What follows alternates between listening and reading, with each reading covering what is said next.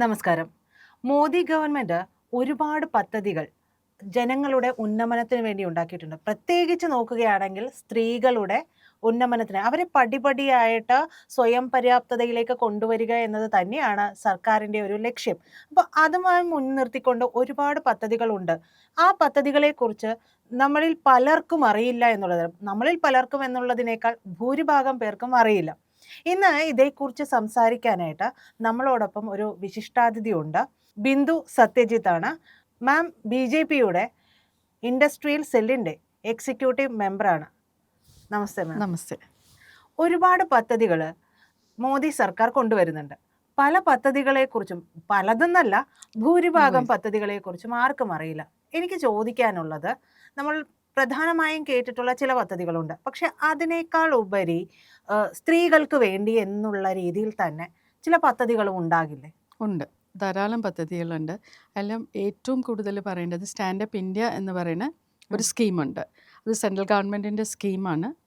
അത് സ്ത്രീകൾക്ക് ബിസിനസ്സിലോട്ട് ഇറങ്ങാനായിട്ട്, അതായത് manufacturing, trading, service, value addition, ഒരു പ്രോഡക്റ്റിന് വാല്യൂ അഡീഷൻ കൊടുക്കാനുള്ള ഈ 4 മേഖലകളിലേക്ക് വേണ്ടിയിട്ടാണ് ഈ സ്റ്റാൻഡപ്പ് ഇന്ത്യ പ്രത്യേകിച്ചും ലോൺ അവൈലബിലിറ്റി ഉള്ളത്. അതിൻ്റെ ലോൺ എമൗണ്ട് വരുന്നത് 10 ലക്ഷം രൂപ തൊട്ട് 1 കോടി രൂപ വരെയാണ് ലോൺ എമൗണ്ട് വരുന്നത്. അതിൽ ഏറ്റവും എടുത്തു പറയേണ്ടത് കൊലാട്രൽ ഫ്രീ ആണത്. ക്രെഡിറ്റ് ഗ്യാരണ്ടി സ്കീമിലാണ് അത് പോകുന്നത്. അതായത് നമ്മൾ ഒന്നും അങ്ങോട്ടേക്ക് ഈട് വെക്കേണ്ട, ഈട് വെക്കേണ്ടതാ. മിക്ക ഇതിലും ഈട് വെക്കേണ്ട ആവശ്യമില്ല. അതിന് പകരം നമ്മളൊരു ക്രെഡിറ്റ് ഗ്യാരണ്ടി സ്കീമിലാണിത് പോകുന്നത്. അതിൻ്റെ ഇൻഷുറൻസ് എമൗണ്ട് നമ്മൾ എല്ലാ വർഷവും നമ്മുടെ അക്കൗണ്ടിൽ നിന്ന് ഡെബിറ്റ് ചെയ്തുകൊണ്ടിരിക്കും.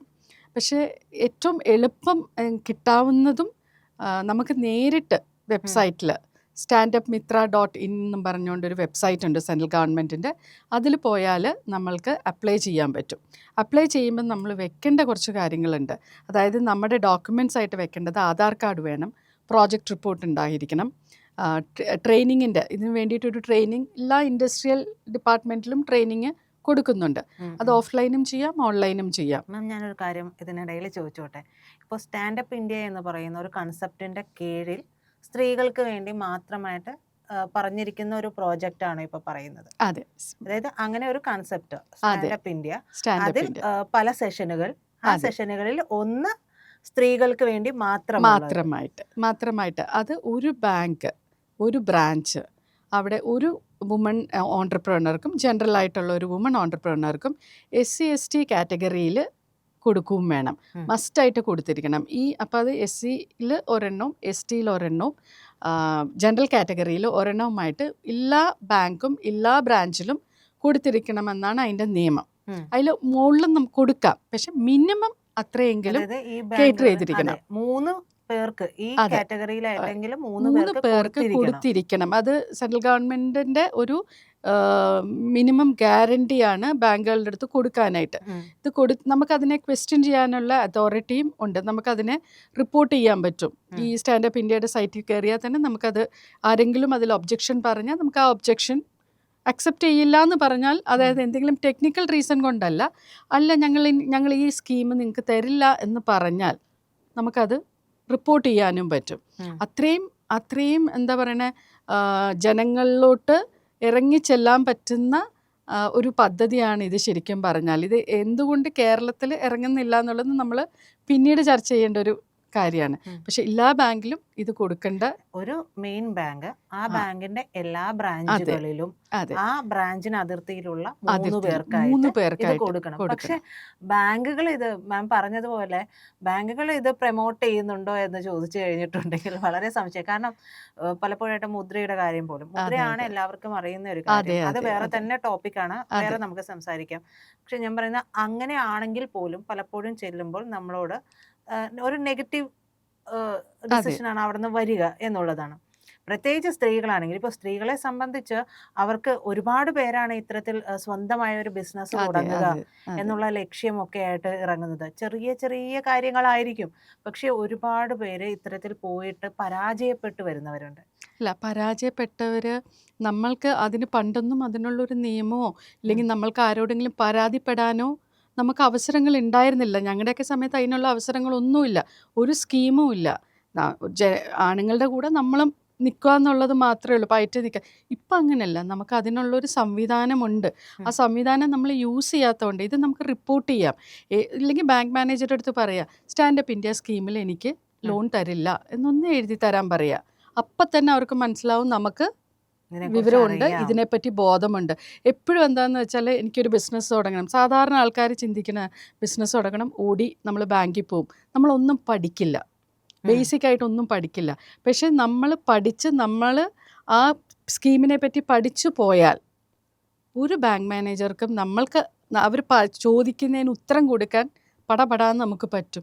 ലാസ്റ്റ് പറയും തരാൻ പറ്റില്ല എന്ന് പറഞ്ഞാൽ, അതർ ദാൻ ടെക്നിക്കൽ റീസൺ പറഞ്ഞാൽ, സാർ എനിക്കതൊന്ന് എഴുതി തന്നാൽ മതി. അതായത് എന്തെങ്കിലും ഒരു സിബിലിൽ എന്തെങ്കിലും ഒരു ഇതോ, സിബിലിൽ അങ്ങനെയും പ്രശ്നങ്ങൾ വരില്ല. കാര്യം നമ്മൾ എവിടെയെങ്കിലും എല്ലാവർക്കും അറിയാത്തൊരു സെറ്റിൽമെൻറ്റ്, ബാങ്ക് സെറ്റിൽമെൻറ്റ്, എനിക്ക് തോന്നുന്നു അത് വേറെ ടോപ്പിക്കായിട്ട് സംസാരിക്കണമായിരിക്കും നല്ലത്.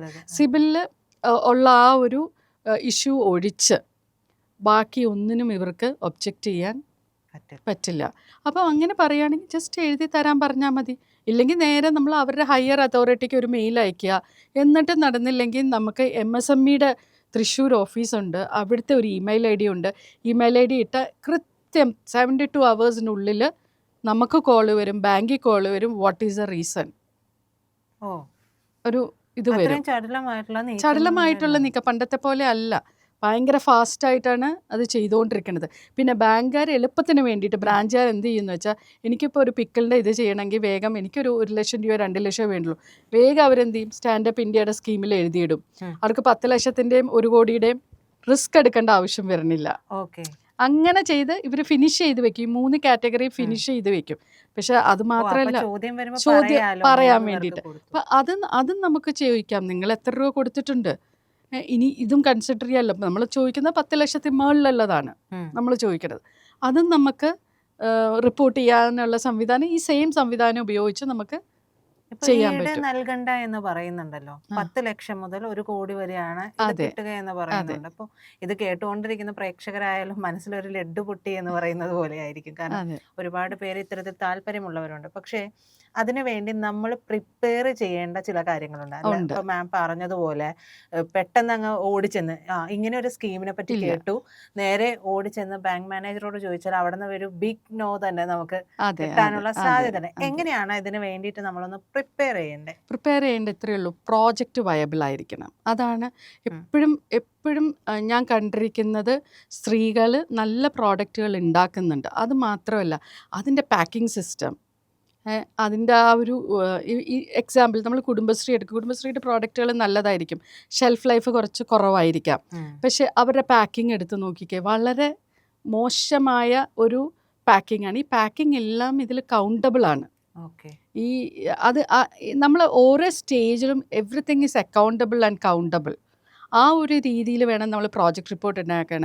ഏറ്റവും കൂടുതൽ മാനുഫാക്ചറിങ് സെക്ടർ ഇനിയും ഫുഡിന് സ്കോപ്പ് ഇഷ്ടം പോലെ ഉണ്ട്.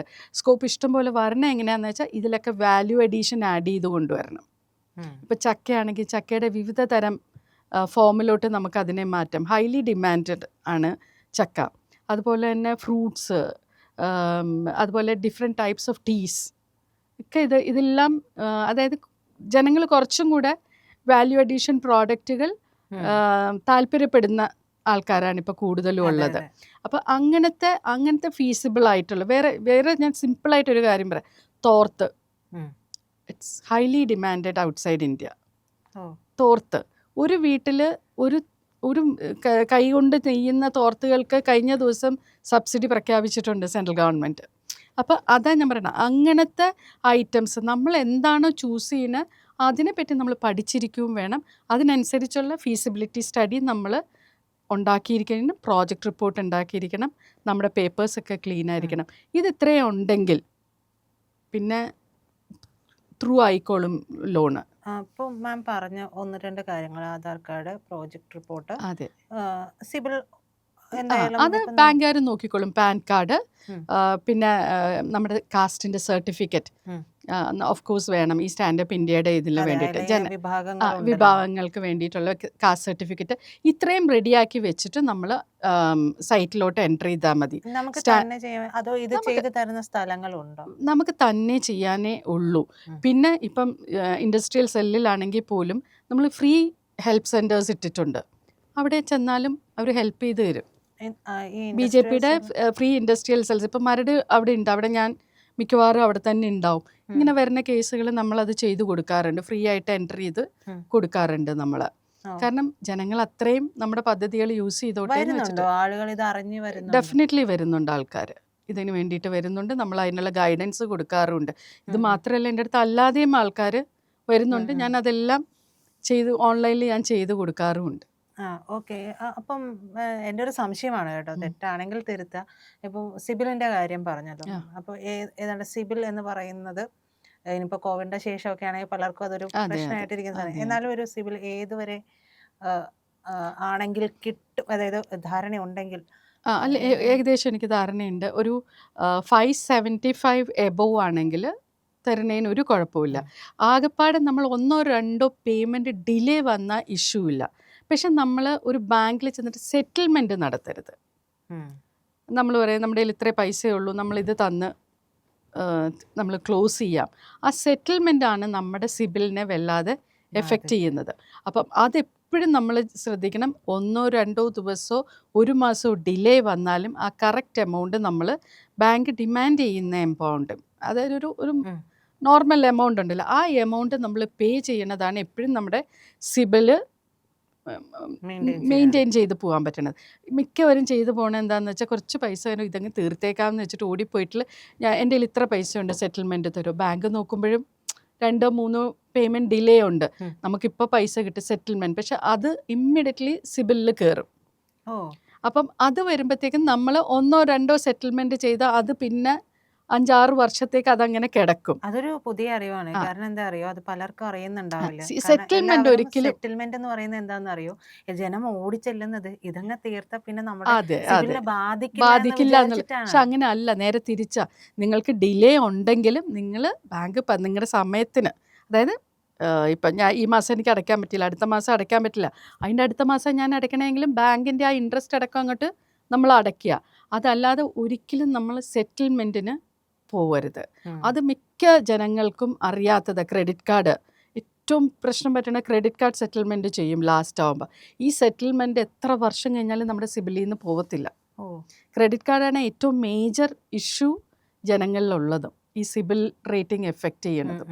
അപ്പം അത് ഏറ്റവും കൂടുതൽ ശ്രദ്ധിക്കേണ്ട ഒരു കാര്യമാണ്. ഇനിയിപ്പോൾ തിരിച്ച് ഇതിലേക്ക് തന്നെ നമ്മൾ വരികയാണെന്നുണ്ടെങ്കിൽ, മാം പറഞ്ഞതുപോലെ ഇതിപ്പോൾ അറിയുന്നു ഇങ്ങനെ ഒരു സ്റ്റാൻഡപ്പ് ഇന്ത്യയുടെ കീഴിൽ ഇത്തരത്തിലൊരു പ്രോജക്റ്റ് ഉണ്ട്, അതിൽ അപ്ലൈ ചെയ്യാമെന്നാണ്. ഏതെല്ലാം തരത്തിൽ ഉള്ള കാര്യങ്ങൾക്കാണ് കൂടുതലായിട്ട് ഇത് കൊടുക്കാറുള്ളത്? മാനുഫാക്ചറിങ് സെക്ടറിന് കൊടുക്കും, ട്രേഡിംഗ് സെക്ടർ, നമുക്ക് എന്തെങ്കിലും എടുത്ത് ട്രേഡ് ചെയ്യണം എന്നുണ്ടെങ്കിൽ അതിന് കൊടുക്കും. പിന്നെ സർവീസ് സെക്ടർ, സർവീസ് ഓറിയൻറ്റഡ് കുറേ ഉണ്ടാവുമല്ലോ. അതായത് ഈവൻ ചില ഹോസ്പിറ്റൽ സർവീസ് ഓറിയൻറ്റഡ് ആണ്. അത് അവിടെ ഇതിൻ്റെ ലോൺ കൊടുക്കാൻ ബുദ്ധിമുട്ടൊന്നുമില്ല. സർവീസ് സെക്ടറിൽ കൊടുക്കും. ഈ ഇത്രയും കാറ്റഗറിയിലാണ്. പിന്നെ പ്രോസസ്സിങ്, ഒരു സാധനം എടുത്ത് പ്രോസസ്സ് ചെയ്യുന്നതിനും വാല്യൂ അഡീഷൻ ചെയ്യുന്നതിനും അതിനും കൊടുക്കും. ഈ 4 കാറ്റഗറിയിലേക്കാണ് മെയിനായിട്ട് സ്റ്റാൻഡപ്പ് ഇന്ത്യ ലോൺ കൊടുക്കുന്നത്. എന്തായാലും മാം പറഞ്ഞത് വളരെ ഉപകാരപ്പെടുന്ന, ജനങ്ങൾക്ക് വളരെ ഉപകാരപ്പെടുന്ന കുറേ വിവരങ്ങളാണ്. നന്ദി. Thank you.